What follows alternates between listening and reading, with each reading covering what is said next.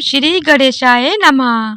आप सभी को संकष्टी चतुर्थी व्रत कथा की हार्दिक शुभकामनाएं। आप सभी पर गणेश भगवान की कृपा सदा सर्वदा बनी रहे। आपसे अनुरोध है कि कथा को पूरा अवश्य सुनिएगा। यदि आपने अभी तक चैनल को सब्सक्राइब नहीं किया है तो कृपया चैनल को सब्सक्राइब कर लीजिएगा, ताकि आपको हमारे चैनल पर आने वाले हर व्रत कथाओं की जानकारी मिलती रहे। तो आज की इस वीडियो में हम लोग सुनेंगे संकष्टी चतुर्थी व्रत कथा। संकष्टी चतुर्थी व्रत करने से घर परिवार में आ रही विपदा दूर होती है। कई दिनों से रुके मांगलिक कार्य संपन्न होते हैं तथा भगवान श्री गणेश असीम सुखों की प्राप्ति कराते हैं। माह की किसी भी चतुर्थी के दिन भगवान श्री गणेश की पूजा के दौरान संकष्टी गणेश चतुर्थी व्रत की कथा पढ़ना अथवा सुनना जरूरी होता है। पौराणिक एवं प्रचलित श्री गणेश कथा के अनुसार एक बार देवता कई विपदाओं में घिरे थे। तब वह मदद मांगने भगवान शिव के पास आए। उस समय शिव के साथ कार्तिकेय तथा गणेश जी भी बैठे थे। देवताओं की बात सुनकर शिव जी ने कार्तिकेय व गणेश जी से पूछा कि तुम में से कौन देवताओं के कष्टों का निवारण कर सकता है। तब कार्तिकेय व गणेश जी दोनों ने ही स्वयं को इस कार्य के लिए सक्षम बताया।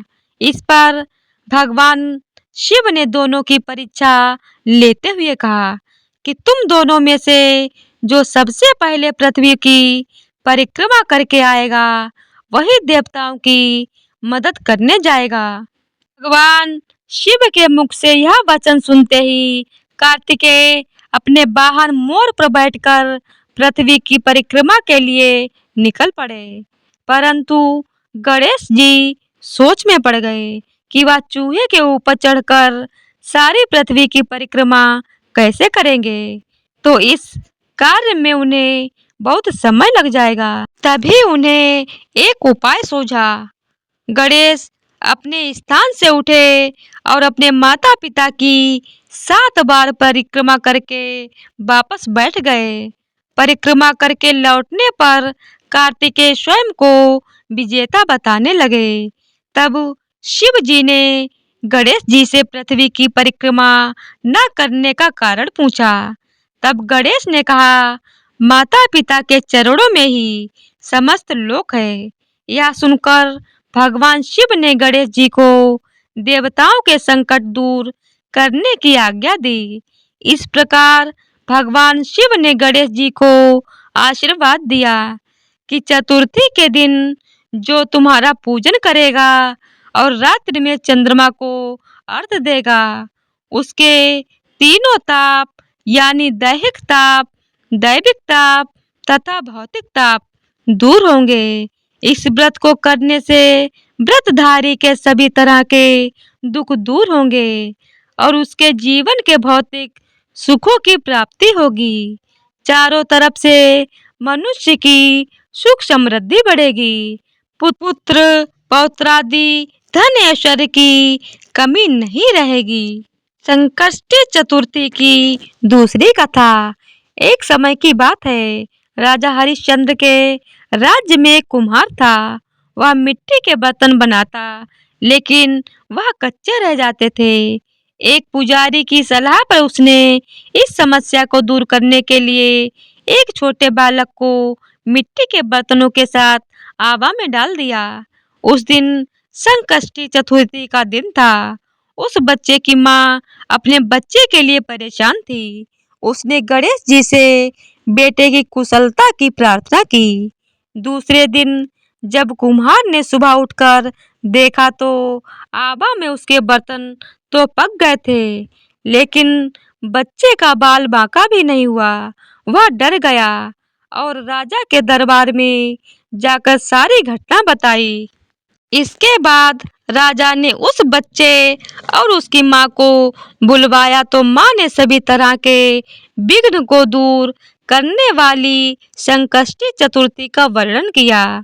इस घटना के बाद से सभी महिलाएं संतान और परिवार के सौभाग्य के लिए संकष्टी चतुर्थी का व्रत करने लगीं। संकष्टी चतुर्थी की तीसरी कथा। एक समय की बात है कि विष्णु भगवान का विवाह लक्ष्मी जी के साथ निश्चित हो गया। विवाह की तैयारी होने लगी। सभी देवताओं को निमंत्रण भेजे गए, परंतु गणेश जी को निमंत्रण नहीं दिया। कारण जो भी रहा हो, अब भगवान विष्णु की बारात जाने का समय आ गया। सभी देवता अपनी पत्नियों के साथ विवाह समारोह में आए। उन सबने देखा कि गणेश जी कहीं दिखाई नहीं दे रहे हैं। तब वे आपस में चर्चा करने लगे कि क्या गणेश जी को न्योता नहीं दिया गया या स्वयं गणेश जी नहीं आए। सभी को इस बात पर आश्चर्य होने लगा। तभी सबने विचार किया कि विष्णु भगवान से ही इसका कारण पूछा जाए। विष्णु भगवान से पूछने पर उन्होंने कहा कि हमने गणेश जी के पिता भोलेनाथ महादेव को न्योता भेजा है। यदि गणेश जी अपने पिता के साथ आना चाहते हैं तो आ जाएं। अलग से न्योता देने की कोई आवश्यकता नहीं थी। दूसरी बात यह है कि उनको सवा मन मूंग, सवा मन चावल, सवा मन घी और सवा मन लड्डू का भोजन दिन भर में चाहिए। यदि गणेश जी नहीं आएंगे तो कोई बात नहीं, दूसरे के घर जाकर इतना सारा खाना पीना अच्छा भी तो नहीं लगता। इतनी वार्ता कर ही रहते कि किसी एक ने सुझाव दिया, यदि गणेश जी आ भी जाएं तो उनको द्वारपाल बनाकर बैठा देंगे कि आप घर की याद रखना।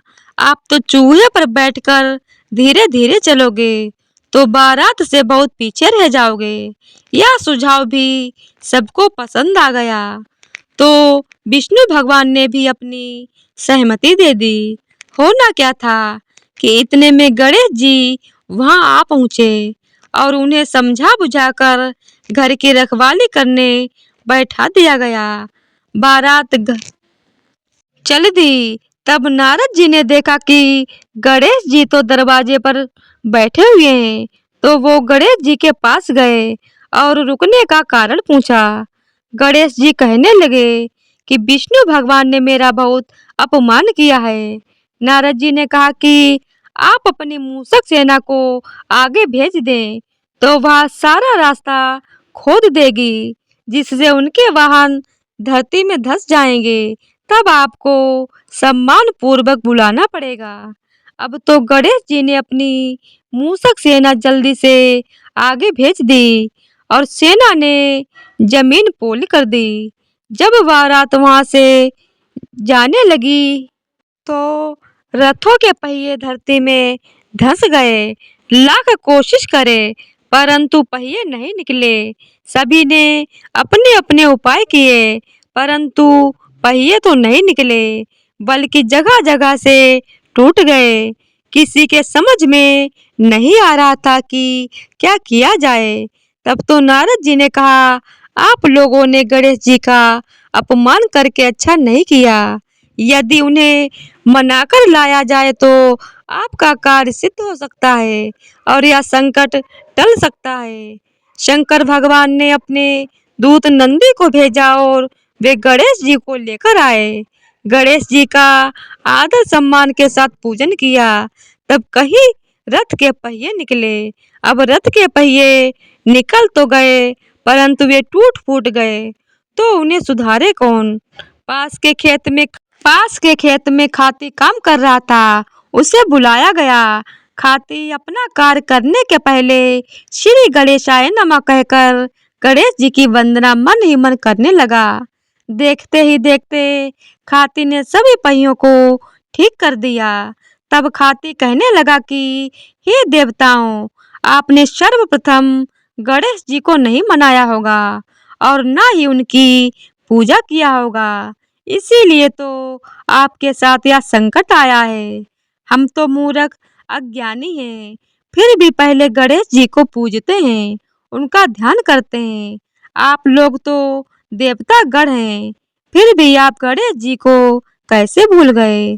अब आप लोग भगवान श्री गणेश जी की जय बोलकर जाएं, तो आपके सब काम बन जाएंगे और कोई संकट भी नहीं आएगा। ऐसा कहते हुए बारात वहां से चल दी और विष्णु भगवान का लक्ष्मी जी के साथ विवाह संपन्न करा के सभी कुशल घर लौट आए। हे गणेश जी महाराज, आपने विष्णु को जैसो कारज सरियो, ऐसो कारज सबको सिद्ध कर जो। बोलो गजानन भगवान की जय हो, गणेश भगवान की जय हो।